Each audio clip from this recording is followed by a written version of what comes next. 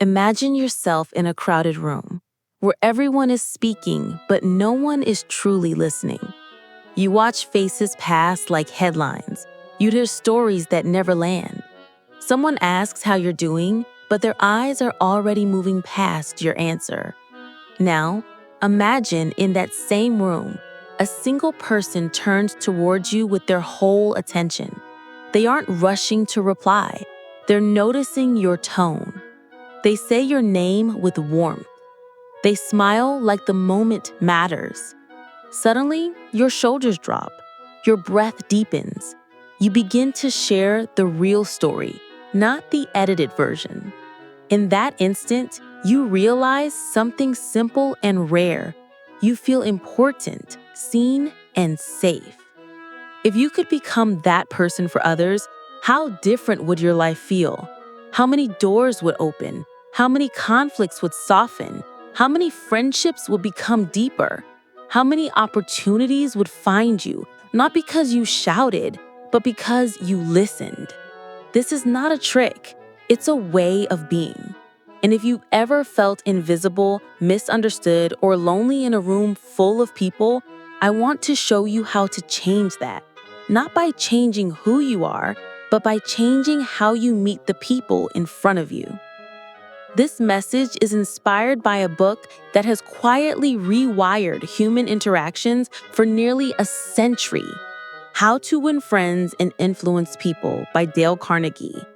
It's not about manipulation. It's not about being fake. It's a manual for becoming the kind of person people naturally lean toward. The kind that turns tension into trust, small talk into real talk, and first impressions into enduring respect. Carnegie was a teacher who watched ordinary people discover extraordinary results when they stopped trying to impress and started trying to understand. He taught that human nature hasn't changed much. Our need to feel valued, our longing to be heard, our instinct to defend our ego, these currents run beneath every conversation you will ever have. This book takes those currents seriously, then shows you how to navigate them with humility, tact, and courage. If you stay with me, you'll leave with something better than tips. You'll leave with a new posture.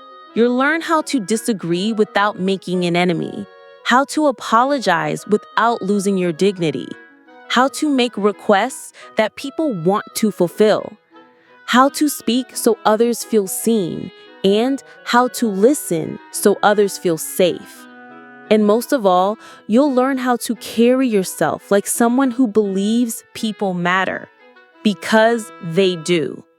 And when they feel that from you, everything changes. Let's begin by addressing the fear that often blocks all of this. The worry that if you don't push, you won't be heard. If you don't correct, others will stay wrong. If you don't defend, you'll be walked over. Many of us armor up before conversations like we're heading into battle. But what if the goal isn't victory? What if it's connection? There's a world of difference between proving you're right and making things right. The first feeds your ego for an hour. The second feeds your relationships for years. When you meet someone's ego with your own, you create friction. When you meet their ego with respect, you create space. Respect doesn't mean you agree. It means you remember there's a person in front of you who wants, as you do, to feel competent, valued, and safe. Start there and your words will begin to land. So how do we change our posture in real life, where people interrupt, criticize, and test our patience? Start with your mindset. People respond to how you make them feel about themselves. If you forget anything else, remember this. In practice, that means you avoid the reflex to criticize, condemn, or complain. Do those feelings arise? Of course. But criticism enters like a hammer. It may fix a nail, yet it dents the wood. Think of the last time someone criticized you directly. Did you change or did you defend? Most of us defend. So instead of attacking the person, Address the situation. Replace "you always" or "you never" with specifics. Replace blame with curiosity. Ask yourself before you speak, is this about me proving I'm right or about us solving the problem? And ask the other person a question that shows good faith. How are you seeing this? What matters most to you here? What would make this feel fair? Notice how those questions lower the temperature. There is a second posture, equally powerful, the practice of honest and sincere appreciation. Not flattery, appreciation. Flattery wants something. Appreciation sees something. Think of someone in your life who quietly shoulders more than they say. The coworker who documents everything so nothing falls through the cracks. The sibling who remembers birthdays. The friend who texts you after the hard meeting. When you notice the effort behind the outcome and say it out loud, you plant trust. Be specific. Say the person's name. Describe the action and the value. For example, Maria, I noticed you stayed late to reconcile those numbers. You saved us from an embarrassing mistake. Thank you. That lays differently than good job. Why? It shows you were paying attention. It shows you care about the person, not just the result. Ask yourself, whose contribution do I take for granted? What would it look like to name it today? Let's talk about desire. Every human being runs on a kind of psychological fuel, the eager want. People move when their own reasons move them. If you want cooperation, connect your request to the other person's goals, values, or identity. That means you learn what they care about. You ask, you listen, you remember. You talk in terms of their interests, not yours. This isn't manipulation, it's empathy in action. Imagine asking a colleague to adopt a new process. If you lead with your convenience, you'll meet resistance. If you lead with their priorities, saving time, reducing rework, earning recognition, you unlock energy. Try this shift. Instead of saying, I need this, say, here's how this helps you.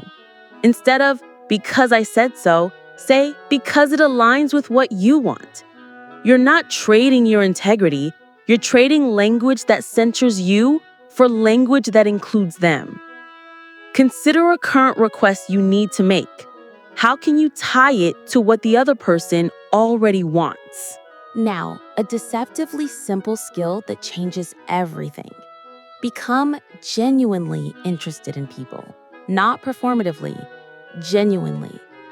Most of us scan conversations for the moment we can jump in. Genuine interest slows you down. It reminds you that every person is a universe. Begin with their name. It's the sweetest sound in any language because it's a shortcut to identity and belonging. Don't just remember it. Use it with care. A name, spoken softly, can be courage in a hard conversation. But interest goes beyond names. Ask open-ended questions. What's been energizing you lately? What's something you're learning right now? Then listen without planning your reply. Listening is not waiting to talk. Listening is an act of hospitality. It says, there's room for you here. You can practice this anywhere. At the coffee shop, on a call with a client, at dinner with your family. Your goal is not to collect information. It's to collect understanding. What patterns do you hear when you truly listen? Where do people light up? Where do they deflate? Smiling sounds trivial until you remember that your face is part of the message. A genuine smile disarms defensiveness. It communicates, I'm not here to hurt you. It's not a command to be cheerful when life is hard. It's a choice to meet people with warmth. You can practice with the next person you greet. Notice what changes in their posture. Notice what changes in yours. You're not faking a mood. You're choosing a tone. Let's explore conflict, because influence is truly tested when stakes rise. One of the most counterintuitive truths in this book is that the best way to win an argument is to avoid it. Not avoid the issue, avoid the win-lose frame. Arguments become battles for dignity, and when dignity is threatened, logic leaves the room. Your job is to prevent the other person from feeling cornered. Start by showing respect for their opinions. Say, I might be missing something. Walk me through your view. Or, that's a fair point. Can we unpack this piece? When you do disagree, never start with, you're wrong. Invite shared exploration. Can we test this assumption together? Or, would you be open to a different angle? The words open and together do more than soften tone. They turn conflict into a joint problem-solving session. You'd be amazed how often people soften when they feel your respect hasn't been withdrawn. Sometimes, though, you are wrong, and the fastest way back to trust is to admit it quickly and clearly. Watch what happens inside your own body when you do. The tension you've been carrying drops. The other person's need to argue dissolves. You take the air out of the fight. This is not self-punishment. It's leadership. It says, the truth matters more than my ego. People remember that. They relax around you because they know you'll course correct without drama. The next time you catch yourself defending the indefensible, try this. You're right. I missed that. Thank you for catching it. Here's how I'll fix it. Then, keep your promise.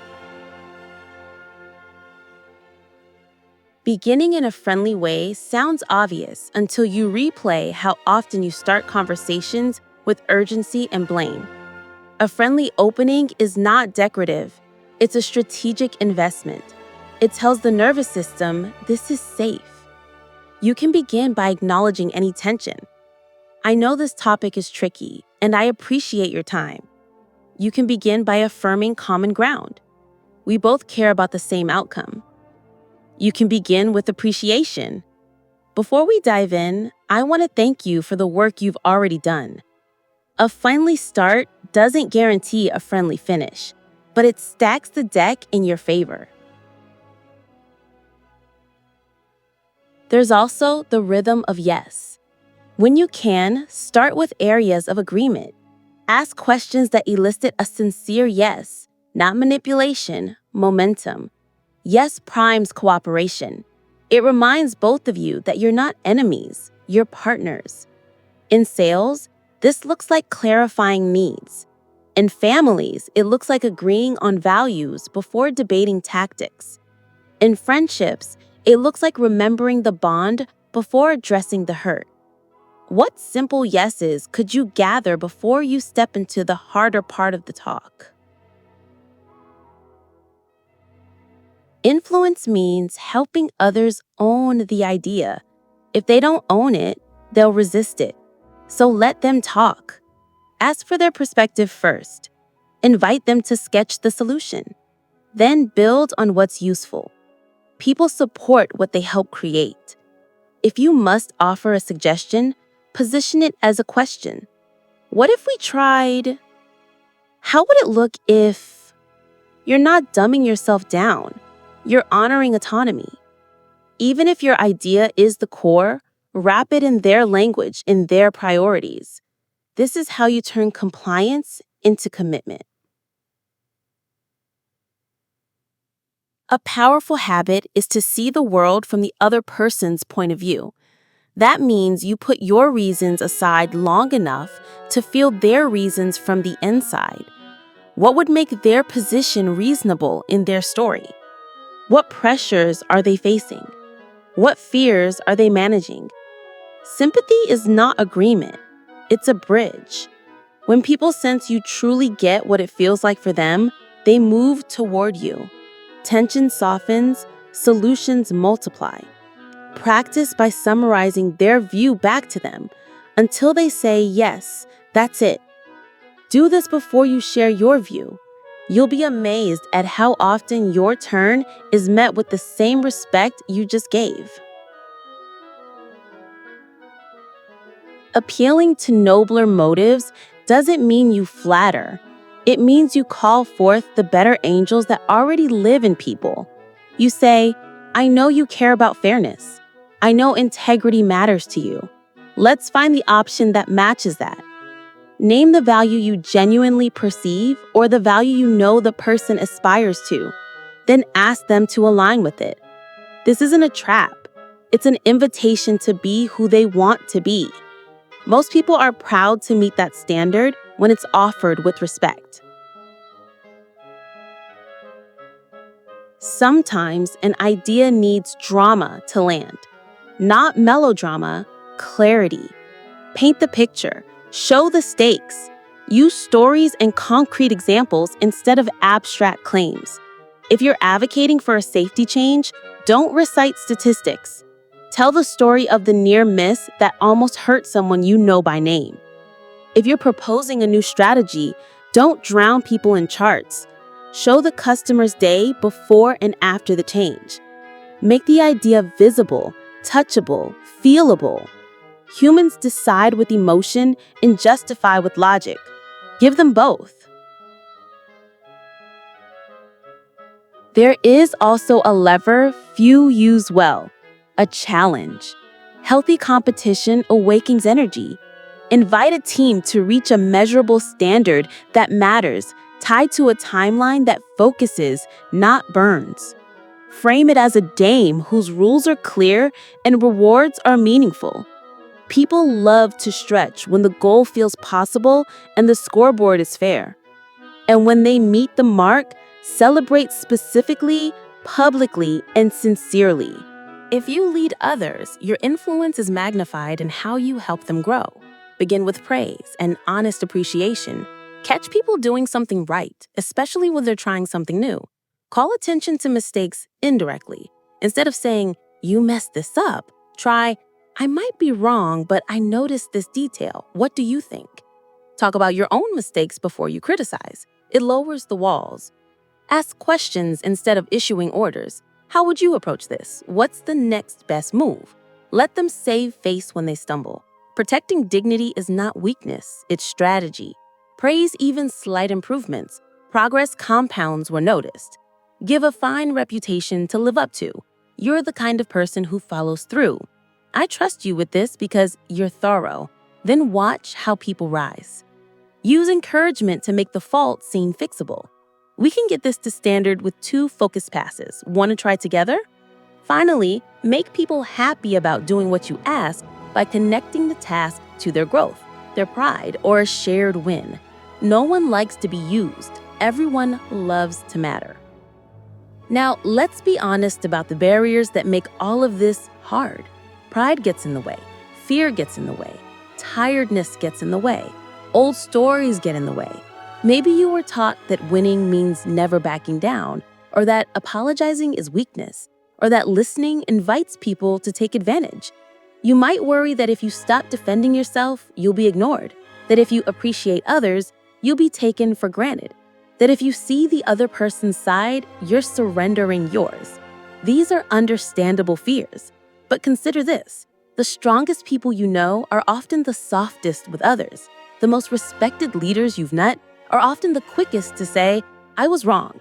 The most persuasive voices you've heard are often the most curious.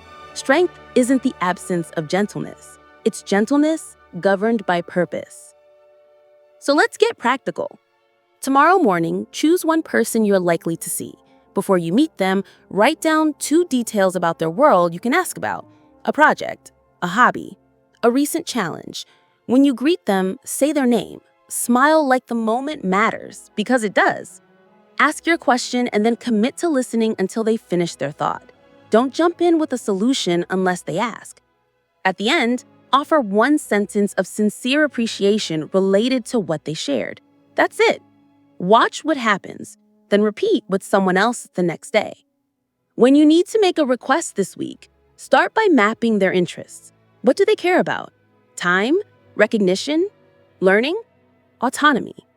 Tie your request to one of these. Speak in their language. If they value efficiency, say, "This approach saves you 3 steps." If they value growth, say, "This gives you exposure to a new skill." If they value trust, say, "This will protect our reputation." You're not changing the truth, you're translating it. If a conflict is brewing, plan your opening. Begin friendly. Collect 2 yeses before entering the hard part. Respect their opinion by naming the part that makes sense. Then say, "The piece I see differently is this, and here's why."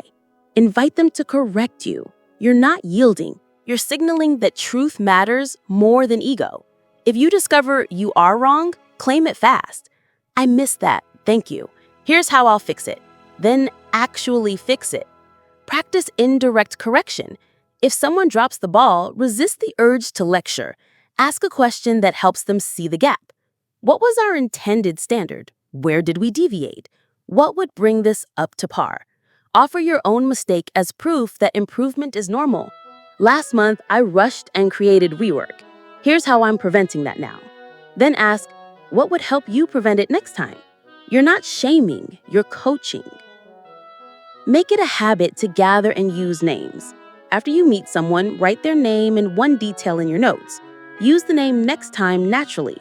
If pronunciation is unclear, ask how to say it correctly, then practice. A name honored is a person honored. Create a daily appreciation ritual. Before you end your day, send a short message to one person naming something specific they did and the value it created. Keep it under 3 sentences. Do it for 7 days. See what returns to you in goodwill. When you're tempted to argue online or in text, pause. Ask yourself, what is my goal? If the goal is connection or influence, text is a poor battlefield. Invite a call or a coffee. Tone carries truth better than typed heat. If you must write, acknowledge their view first, then offer yours. And consider whether silence is wiser. Not every hill holds a prize. Learn to dramatize ideas with stories. Next time you pitch a change, share a before and after story featuring a real person and a real outcome. Keep it concrete, short, and true. People will remember the story long before they forget the slide. Use noble motives sparingly but sincerely. If someone's guard is up, say, "I know you care about doing the right thing here. What path would match that?" Don't use this as a trick. Use it as a mirror for the value you already see. When a challenge could elevate the team, frame it cleanly.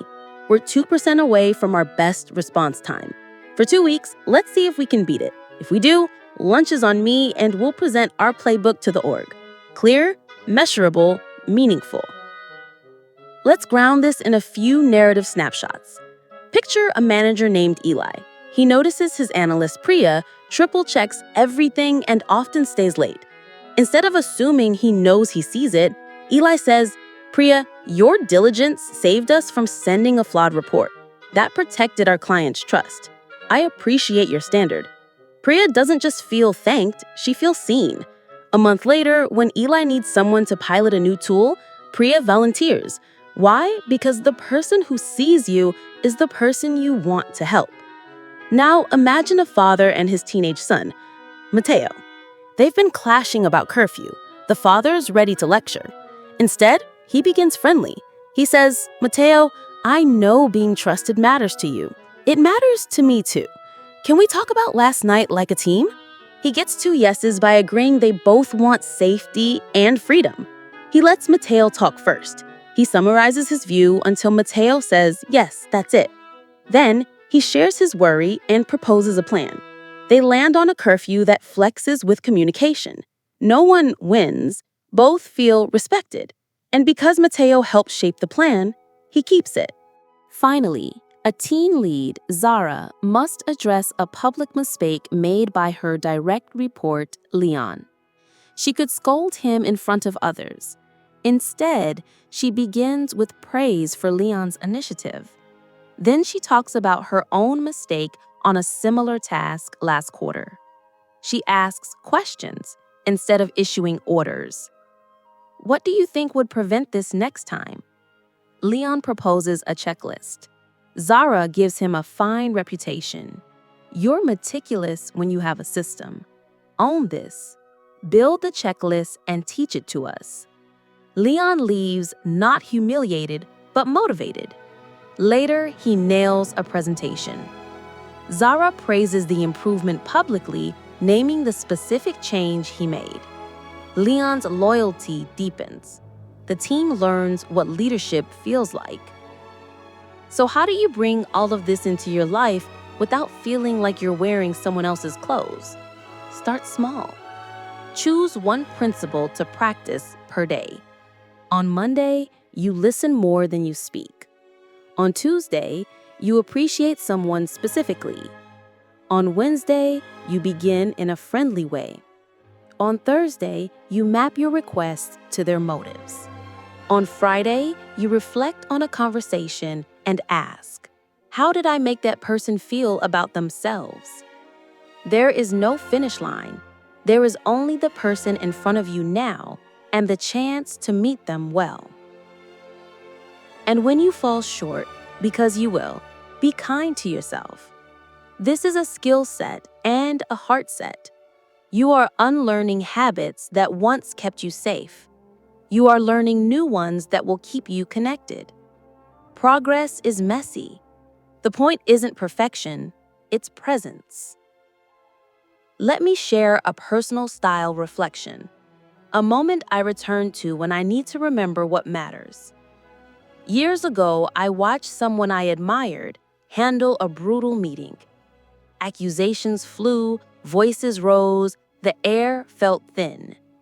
Instead of matching the aggression, this person slowed down. They said names with gentleness. They acknowledged feelings without agreeing to every claim. They admitted the part they could own. They asked questions like a craftsman checking the fit of two pieces of wood. In 40 minutes, the room moved from crisis to plan. Afterward, I asked how they stayed so calm. They said, I don't need to win the moment. I need us to win the relationship.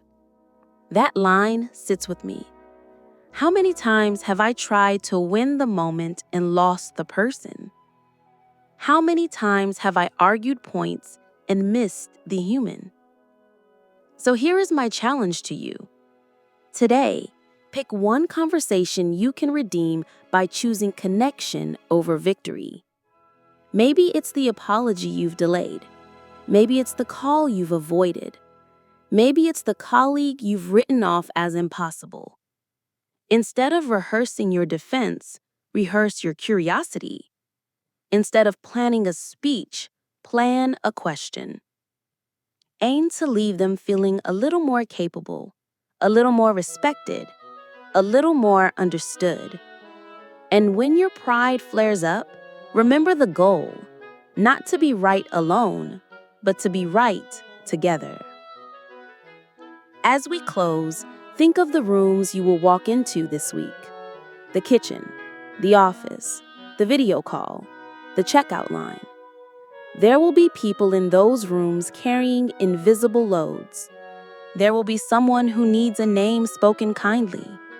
There will be a person whose efforts go unnoticed. There will be a conversation that could become a fight or a bridge, depending on how you begin it. You cannot control how others respond, but you can control the climate you bring. Bring warmth. Bring respect. Bring curiosity. Bring responsibility for your mistakes and generosity for theirs. Speak less to be impressive and more to be interested. Ask questions that open people. Tell stories that clarify. Appeal to the part in them that wants to do good work and be good to others. Praise progress like a gardener noticing growth. Protect dignity as if it were oxygen, because it is. Here's your memorable takeaway line, the one I hope you carry into your next conversation. People remember how you make them feel about themselves in your presence. Make that feeling safe, seen, and significant, and you will never run out of friends or influence. not because you mastered tricks, but because you mastered your presence. Start today. Say a name. Ask a better question. Listen like it matters. Appreciate like it's oxygen.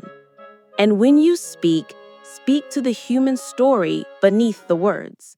That's where your real power lives.